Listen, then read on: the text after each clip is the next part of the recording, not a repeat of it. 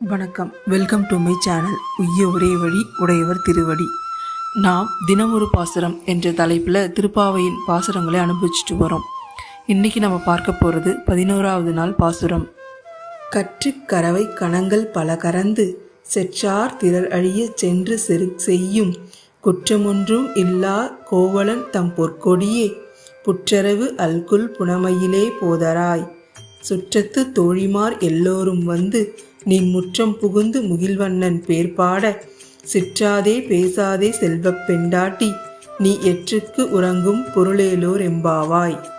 இந்த பாசுரத்தில் ஆண்டாள் நாச்சியார் எம்பெருமானின் பெருமைகளை பற்றி சொல்லும்போது மிக அற்புதமாக அவரை வர்ணித்தும் மற்றும் அவரது வீரதீர செயல்களை பற்றி பாராட்டியும் நமக்கு சொல்லியிருக்கிறார். முதல்ல 2 வரிகளின் விளக்கத்தை பார்ப்போம். கற்று கறவை கணங்கள் பல கறந்து செற்றார் திரள் அழியச் சென்று செய்யும். கன்று குட்டியுடன் உடைய பசுவிடம் பால் கறப்பவனும் இந்த உலகில் பகை என்று வருபவர்களை எல்லாம் மாய்த்து வெற்றியை பரிசாக தரக்கூடிய வீரனுமாக விளங்கக்கூடிய கண்ணனே அப்படின்னு கண்ணனை பாராட்டுகிறார். அது ஏன் அவர் சொல்லும்போது கன்றுக்குட்டியுடன் இருக்கக்கூடிய பசுவிடம் இருந்து பால் கறப்பவனே அப்படின்னு குறிப்பிடுவதற்கு ஒரு காரணம் உண்டு. பொதுவாக இந்த பசுமாடு என்பது யாருக்காக பால் சுரக்கும் அப்படின்னா தனது கன்றுக்குட்டிக்காகத்தான் பால் சுரக்கும். அந்த கன்றுக்குட்டியை பசுவிடம் காட்டிவிட்டு அதனிடம் இருந்து பாலை நாம் கறந்து விடுகின்றோம். அப்போ என்ன பண்ணணும்னா முதல்ல கன்றுக்குட்டியை குடிக்க விட்டுட்டு எவ்வளோ குடித்துவிட்டு மீதமுள்ள பாலைத்தான் நாம் கறந்து கொள்ள வேண்டும். கன்றை பார்த்தால்தான் மாட்டுக்கு பாலே சுரக்கும், இல்லைன்னா சுரக்காது. அதனால தான் பெரியவர்கள் அந்த தர்மத்தையே வச்சாங்க. அதனால தான் கிருஷ்ண பரமாத்மாவை பற்றி சொல்லும்போது கன்றுக்குட்டியோடு இருக்கும் பசுவிடமிருந்து மட்டும் பாலை கறக்கக்கூடிய மிக நல்லவர் இவர். கன்றுக்குட்டி இல்லாத பசுவிடமிருந்து பால் கறக்க மாட்டாரு. அந்த ஆயர் குலத்தின் தர்மம் என்ன என்பதையும் அதை மீறாதவர் கண்ணன் அப்படிங்கிறதையும் சொல்றாரு ஆண்டாள்.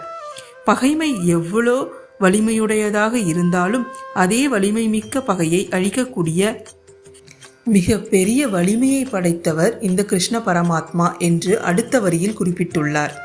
அடுத்த 2 வரிகளை பார்ப்போம். குற்றமொன்றுமில்லாத கோவலர் தம் பொற்கொடியே புற்றரவு அல்குல் புனமையிலே போதராய். குற்றமே இல்லாத எந்த விதமான தவறுகளும் செய்யாத மிக உயர்ந்த தலைவனாக இருக்கக்கூடியவர் பெற்ற பெண்ணே. இப்போ எதற்காக இந்த இடத்துல குற்றமில்லாத என்ற வார்த்தையை சேர்த்திருக்கிறார்னா தன் தோழியை எழுப்புகிறார். அப்படி எழுப்பும் போது அவர் எழுந்திருக்க மறுத்து கொண்டு படுத்து கொண்டிருக்கிறாள். அப்போ என்ன சொல்றாருன்னா, உன் தகப்பனார் எந்த விதமான குற்றமும் இல்லாத உயர்ந்த கோவலன், அவர் உயர்ந்த தலைவன். அப்படிப்பட்ட தலைவனுடைய மகளாகிய நீ இப்படி தூக்கத்தை பெரிதாக கொண்டு இறைவனை வணங்க வேண்டிய நிலைத்தை தவறவிட்டுட்டு செய்து கொண்டிருப்பது மிக பெரிய குற்றம். ஆக அந்த குற்றத்தை நீ செய்யாதே. உன் தகப்பனார் போல் இருக்க வேண்டும். நீ எழுந்து வா. நீ சாதாரணமான பெண்ணா? புற்றிலே வாழக்கூடிய ஒரு பாம்பு எவ்வளவு மெலிதாக இருக்குமோ அப்படி ஒரு மெல்லிய உடல்வாகை படைத்தவள். நீ மிக அழகானவள், மயில் போன்று இருக்கக்கூடியவள் அப்படின்னு அந்த பெண்ணை வர்ணித்து சொல்கின்றார். அவள் என்னெல்லாம் செய்யணும் அப்படிங்கிறத அடுத்த வரியில சொல்றாரு பாருங்க.